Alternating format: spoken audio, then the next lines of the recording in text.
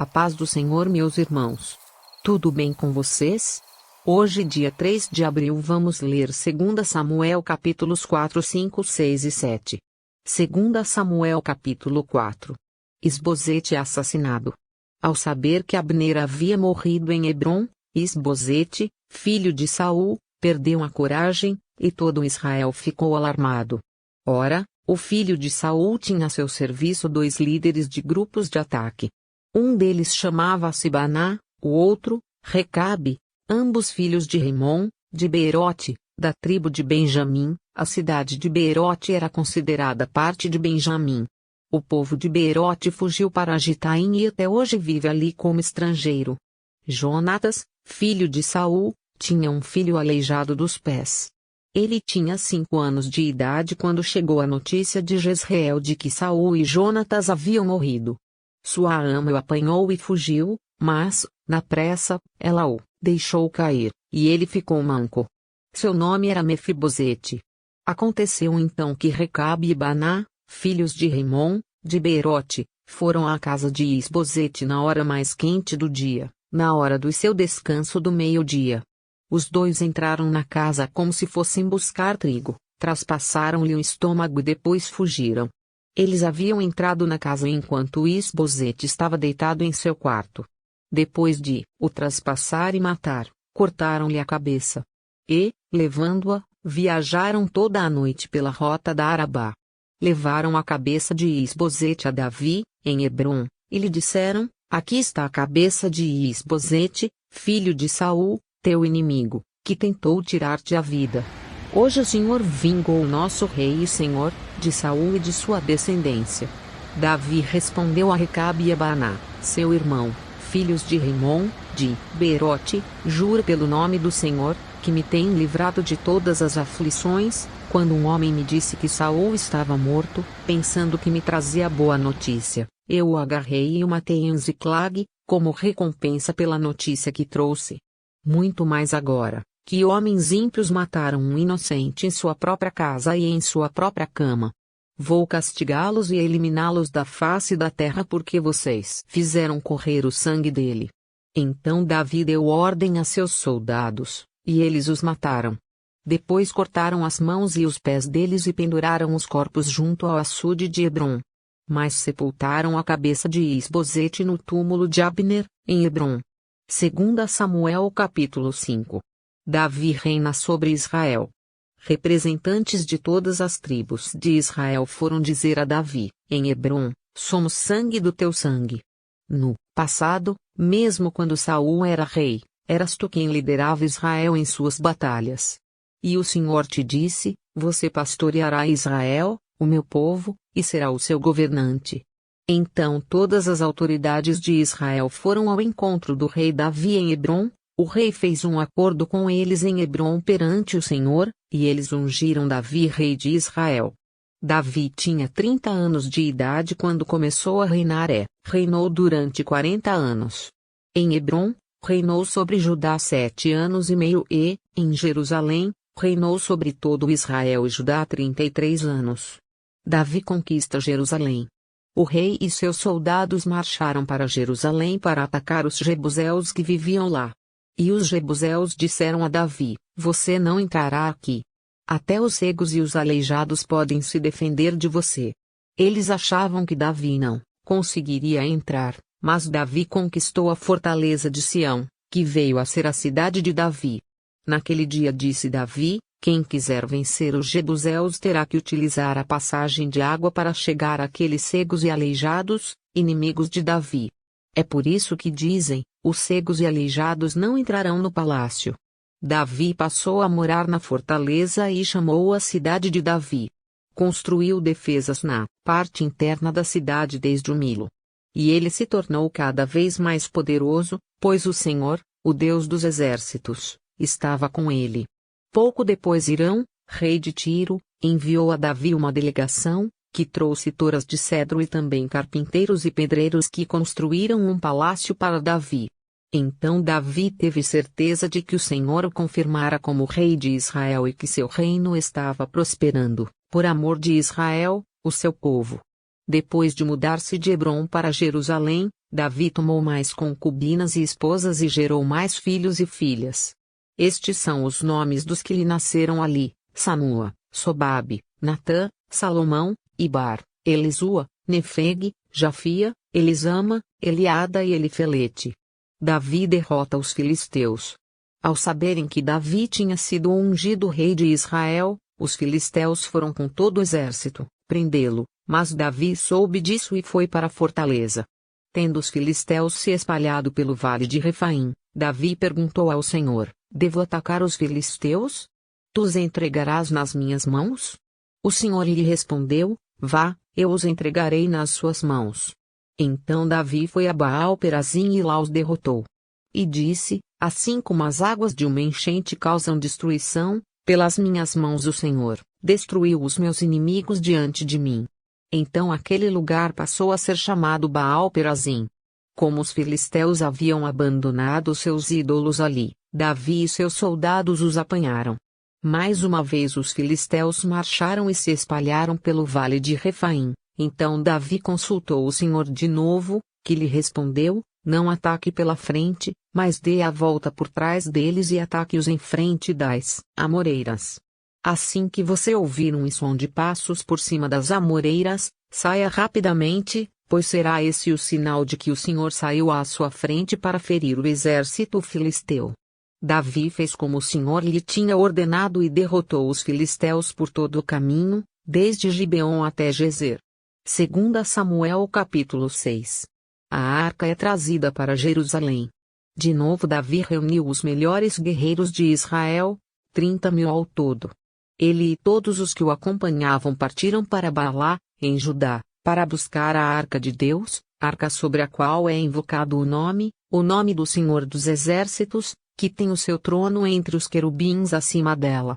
Puseram a arca de Deus num carroção novo e a levaram da casa de Abinadab, na colina. Uzá e Aiô, filhos de Abinadab, conduziam o carroção com a arca de Deus. Aiô andava na frente dela. Davi e todos os israelitas iam cantando e dançando perante o Senhor, ao som de todo tipo de instrumentos de pinho, harpas, liras, tamborins, chocalhos e címbalos. Quando chegaram à eira de Nacon, Uzá esticou o braço e segurou a arca de Deus, porque os bois haviam tropeçado. A ira do Senhor acendeu-se contra Uzá por seu ato de irreverência. Por isso Deus o feriu, e ele morreu, ali mesmo, ao lado da arca de Deus. Davi ficou contrariado porque o Senhor, em sua ira, havia fulminado Uzá. Até hoje aquele lugar é chamado Perez-Uzá. Naquele dia Davi teve medo do Senhor e se perguntou: como vou conseguir levar a arca do Senhor? Por isso ele desistiu de levar a arca do Senhor para a cidade de Davi. Em vez disso, levou-a para a casa de Obed-edom, de Gate. A arca do Senhor ficou na casa dele por 3 meses, e o Senhor o abençoou e a toda a sua família. E disseram ao rei Davi: O Senhor tem abençoado a família de Obed-edom e tudo o que ele possui, por causa da arca de Deus. Então Davi, com grande festa, foi à casa de Obed-edom e ordenou que levassem a arca de Deus para a cidade de Davi. Quando os que carregavam a arca do Senhor davam 6 passos, ele sacrificava um boi e um novilho gordo. Davi, vestindo colete sacerdotal de linho, foi dançando com todas as suas forças perante o Senhor, enquanto ele e todos os israelitas levavam a arca do Senhor ao som de gritos de alegria e de trombetas.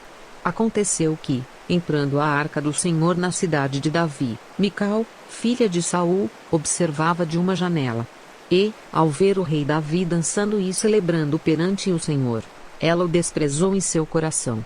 Eles trouxeram a arca do Senhor e a colocaram na tenda que Davi lhe havia preparado, e Davi ofereceu holocaustos e sacrifícios de comunhão perante o Senhor. Após oferecer os holocaustos e os sacrifícios de comunhão, ele abençoou o povo em nome do Senhor dos Exércitos e deu um pão, um bolo de tâmaras e um bolo de uvas passas a cada homem e a cada mulher israelita. Depois todo o povo partiu, cada um para a sua casa. Voltando Davi para casa para abençoar sua família, Mical, filha de Saul, saiu ao seu encontro e lhe disse: Como o rei de Israel se destacou hoje, tirando o manto na frente das escravas de seus servos, como um homem vulgar. Mas Davi disse a Mical: foi perante o Senhor que eu dancei, perante aquele que me escolheu em lugar de seu pai ou de qualquer outro da família dele, quando me designou soberano sobre o povo do Senhor, sobre Israel. Perante o Senhor celebrarei e me rebaixarei ainda mais, e me humilharei aos meus próprios olhos. Mas serei honrado por essas escravas que você mencionou. E até o dia de sua morte, Mical, filha de Saul, jamais teve filho. 2 Samuel capítulo 7. A promessa de Deus a Davi. O rei Davi já morava em seu palácio, e o Senhor lhe dera descanso de todos os seus inimigos ao redor. Certo dia ele disse ao profeta Natã: aqui estou eu, morando num palácio de cedro, enquanto a arca de Deus permanece numa simples tenda. Natã respondeu ao rei: faze o que tiveres em mente, pois o Senhor está contigo. E naquela mesma noite o Senhor falou a Natã: vá dizer a meu servo Davi que assim diz o Senhor: você construirá uma casa para eu morar? Não tenho morado em nenhuma casa desde o dia em que tirei os israelitas do Egito. Tenho ido de uma tenda para outra, de um tabernáculo para outro. Por onde tenho acompanhado os israelitas, alguma vez perguntei a algum líder deles, a quem ordenei que pastoreasse Israel, o meu povo: por que você não me construiu um templo de cedro? Agora, pois, diga ao meu servo Davi: assim diz o Senhor dos Exércitos: eu o tirei das pastagens, onde você cuidava dos rebanhos, para ser o soberano de Israel, o meu povo. Sempre estive com você por onde você andou e eliminei todos os seus inimigos. Agora eu o farei tão famoso quanto os homens mais importantes da terra. E providenciarei um lugar para Israel, o meu povo, e os plantarei lá, para que tenham o seu próprio lar. Não mais sejam incomodados, povos ímpios não mais os oprimirão, como fizeram no início e têm feito desde a época em que nomeei juízes sobre Israel, o meu povo. Também subjugarei todos os seus inimigos. Saiba também que eu, o Senhor, estabelecerei para ele uma dinastia. Quando a sua vida chegar ao fim e você descansar com os seus antepassados, escolherei um dos seus filhos para sucedê-lo, um fruto do seu próprio corpo, e eu estabelecerei o reino dele. Será ele quem construirá um templo em honra ao meu nome, e eu firmarei o trono dele para sempre. Eu serei seu pai, e ele será meu filho. Quando ele cometer algum erro, eu o punirei com o castigo dos homens, com açoites aplicados por homens. Mas nunca retirarei dele o meu amor, como retirei de Saul, a quem tirei do seu caminho. Quanto a você, sua dinastia e seu reino permanecerão para sempre diante de mim, o seu trono será estabelecido para sempre. A oração de Davi. E Natã transmitiu a Davi tudo o que o Senhor lhe tinha falado e revelado. Então o rei Davi entrou no tabernáculo, assentou-se diante do Senhor e orou: quem sou eu, ó soberano Senhor, e o que é a minha família, para que me trouxesses a este ponto? E, como se isso não bastasse para ti, ó soberano Senhor, também falaste sobre o futuro da família deste teu servo. É assim que procedes com os homens, ó soberano Senhor? Que mais Davi poderá dizer-te? Tu conheces o teu servo, ó soberano Senhor. Por amor de tua palavra e de acordo com tua vontade, realizaste este feito grandioso e o revelaste ao teu servo.